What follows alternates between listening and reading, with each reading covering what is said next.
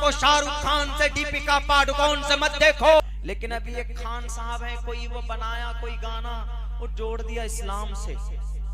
ये देखिए वहां पर तो जाफरानी रंग का कपड़ा पहना दिया, हमारे हिंदू भाई को तकलीफ देने के लिए हरे रंग का कपड़ा क्यों नहीं पहनाया। ये देखिए रिपुटेशन।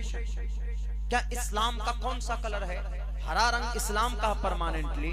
गलत बात, हरा रंग नहीं है, बल्कि सफेद कलर पसंदीदा है, महबूब है। अल्लाह के नबी सफेद कलर को पसंद करते थे, लेकिन कभी कभी सब्ज रंग के पगड़ी भी बांधते थे। वो सब्ज गुंबद जो है हरा रंग का, मदीनतुल मुनव्वरा का, उसी को वो लोग समझते हैं कि इस्लाम का पर्टिकुलर कलर कोई है तो वह हरा रंग है।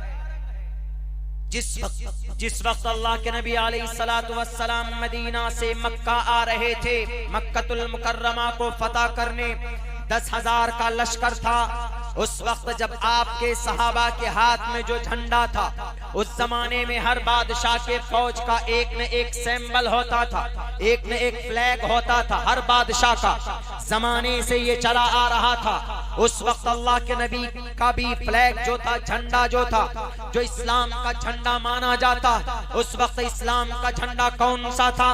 भारत के अंदर हमारे मुल्क का, हमारे इस देश का जो झंडा है वो तिरंगा है। तिरंगा में एक रेड कलर है और एक हरा रंग है, और नीचे व्हाइट, ये बीच में व्हाइट, नीचे हरा, 3 जो कलर दिया गया है, 3 बड़ी कम्युनिटी की तरफ इशारा है। हमारे इस मुल्क का झंडा कौन सा? तिरंगा। लेकिन हमारा जो हर मजहब का अलग अलग होता है, जाफरानी रंग है, गेरवा रंग है। हिंदू भाइयों को उनका मजहबी वो झंडा समझते हैं। मुसलमानों का मजहबी झंडा कौन सा है? मुसलमानों का मजहबी झंडा बहुत सारे हमारे मुसलमानों को मालूम नहीं है। बस सिर्फ ये समझते हैं वो हरा रंग का झंडा मुसलमानों का है। हरा रंग का झंडा मुसलमानों का नहीं है। अल्लाह के नबी अलैहिस्सलाम जब मदीना से मक्का चले थे तो उस वक्त जब हाथ में झंडा था, जो अलम था, आप अलैहिस्सलातु वस्सलाम के हाथ में इस्लाम की जो निशानी थी, 2 कलर से मिक्स करके उस वक्त वो झंडा बनाया गया था। पहला कलर ब्लैक था और दूसरा कलर व्हाइट था। आज वो झंडा जमीयत उलमा हिंद का जो झंडा है, वही झंडा मक्कतुल मुकर्रमा के फतह के वक्त में अल्लाह के नबी अलैहिस्सलातु वस्सलाम के सहाबा के हाथ में था। इसीलिए खुदा के वास्ते इस्लाम को बदनाम मत करो। इस्लाम को शाहरुख खान से, दीपिका पादुकोण से मत देखो। इस्लाम को आफताब से मत देखो। इस्लाम को आफताब और शरद के कान से मत देखो। इस्लाम को देखना है तो मोहम्मद रसूलुल्लाह की जिंदगी उठाकर देखो। इस्लाम को देखना है तो कुरान को देखो। इस्लाम को देखना है तो हजरत अबू बकर सिद्दीक की जिंदगी को देखो। इस्लाम को जज करना है उमर फारूक को देखो। इस्लाम को पहचानना है हजरत उस्मान को देखो, हजरत अली को देखो, अशरे मुबशरा को देखो, सहाबाए किराम को देखो। आपको कहीं पर भी ये नजर नहीं आएगा कि ये उन्होंने किसी को तकलीफ पहुंचाई होगा इनका कोई मकसद होगा। क्या वो फिल्म बनाने वाला कोई दाढ़ी और टोपी वाला मुसलमान है कि नहीं जनाब? उन्होंने जाफरानी रंग का कपड़ा पहना दिया, हरा रंग का क्यों नहीं पहनाया? तो डायरेक्टर से पूछो, प्रोड्यूसर से पूछो जाकर। हमारा रोल मॉडल शाहरुख जी नहीं है, हमारा रोल मॉडल कोई है तो मोहम्मद रसूलुल्लाह सल्लल्लाहु अलैहि वसल्लम की जात अक़दस है। हम तो मना करते हैं। आए ना लाइन पे अब लोग क्या बोल रहे हैं? बाइकॉट गाने का वो पता नहीं नाम क्या है उस गाने का, अल्लाह आलम, अल्लाह बचाए। खैर, कोई शर्म रंग ऐसे कुछ गाना है। अब क्या चल रहा है ट्विटर पे, फेसबुक पे?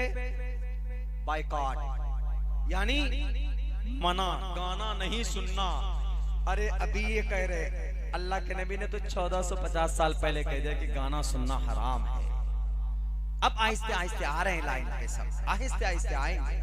पहले हाथ धोने को गलत बोलते थे, अब कोरोना मोहतरम आए तो हाथ भी 10-10 मरतबा धोने लग गए। अब 10-10 मरतबा जनाबो सैनिटाइज भी लगाने लग गए।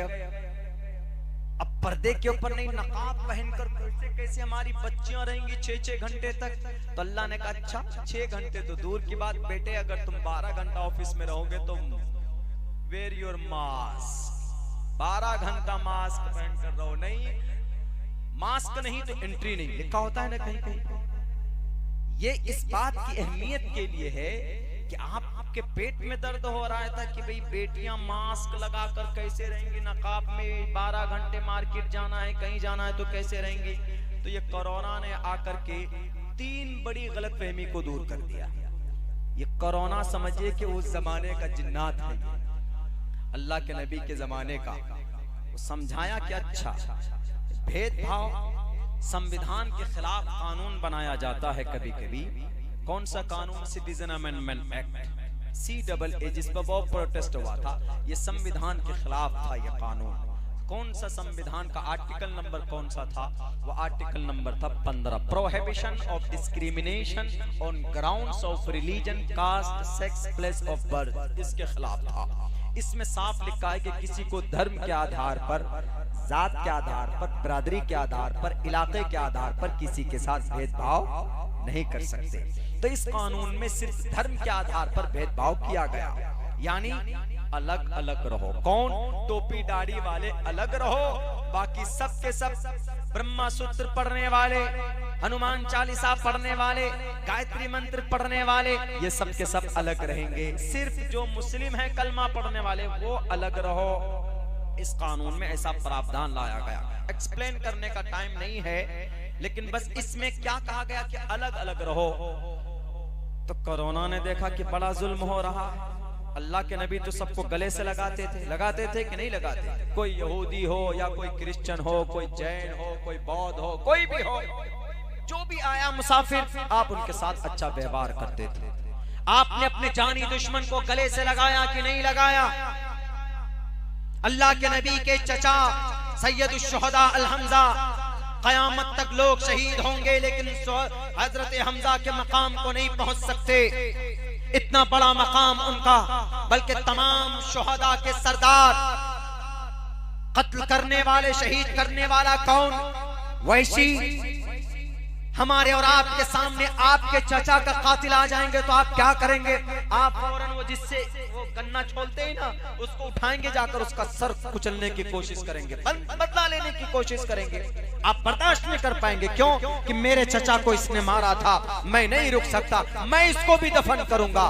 दुनिया में उमूमन ऐसा होता है, अगरचे भारत के संविधान में इसकी परमिशन नहीं है, लेकिन ऐसा होता है। अल्लाह के नबी के चचा, बल्कि आपके ख्वाजा अबू तालिब के चले जाने के बाद अगर कोई सरपरस्त थे, कोई आपके पीछे खड़े थे, तो हजरत हमजा रजी अल्लाह ताला अन्हु थे। क्योंकि आप अलैहिस्सलाम को एक मौके पर हजरत हमजा ने कहा था कि मोहम्मद, अगर तुमको तुम्हारे बाप की याद आए, वालिदे मोहतरम की याद आए, तो मेरी शक्ल देखना तुम। कहा क्यों? कहा कि मेरी शक्ल तुम्हारे अब्बा की शक्ल एक जैसी थी, कभी भी मैं तुमको नहीं छोड़ सकता। लेकिन ए मोहम्मद इब्ने अब्दुल्लाह, सुन लो, जहां तेरा पसीना बहेगा वहां हमजा अपना खून बहा देगा, लेकिन तुझे कांटा, तुझे कहीं पर जर्रा बराबर तकलीफ पहुंचने नहीं देगा। ये हमजा।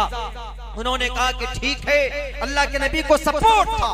एक गार्जियन को दर्दनाक अंदाज में सीने को फाड़कर, अतरियों को निकालकर चबाया जाता, गले का हार बनाया जाता है, और नीचे पीछे से नेजा मारकर हलाक करने वाले शख्स का नाम वैशी। लेकिन एक मौके पर अल्लाह के नबी के दरबार में पहुंचते और आकर के कहते, मैं ईमान लाना चाहता हूँ।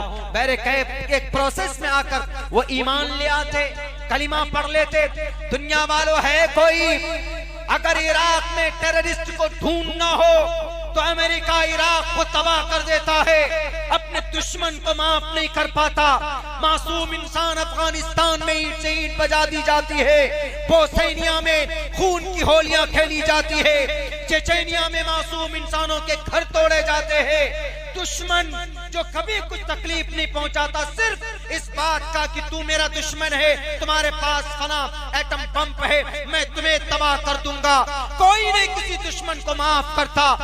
दुश्मन ही होती भी नहीं, लेकिन आओ नबी के दरबार में देखो, मोहम्मद रसूलुल्लाह ने तो अपने जानी दुश्मन को, अपने चचा के कातिल को सीने से लगाकर माफ किया और कहा कि जाओ, सिर्फ इतना करना कि तुम मेरे सामने से कभी मत आना, मेरे पीछे से आना। अगर कोई अपने चचा के कातिल को माफ करता है तो उसका नाम मोहम्मद रसूलुल्लाह सल्लल्लाहु अलैहि वसल्लम। कितनी तकलीफ दी गई थी मोहम्मद रसूलुल्लाह को, लेकिन सबको आपने माफ किया। जाओ इज़हबू व अंतुम मुतलका, जाओ सबके सब माफ। यूं ही नहीं कहा जगतपति असिनाश दूदमन मठेश्वर्य गुणन बिता, यूं ही नहीं कहा दुनिया का मुहाफिज, दुनिया का मुहाफिज, अपने स्वार्थ के लिए नहीं, दुनिया के लोगों को बचाने के लिए।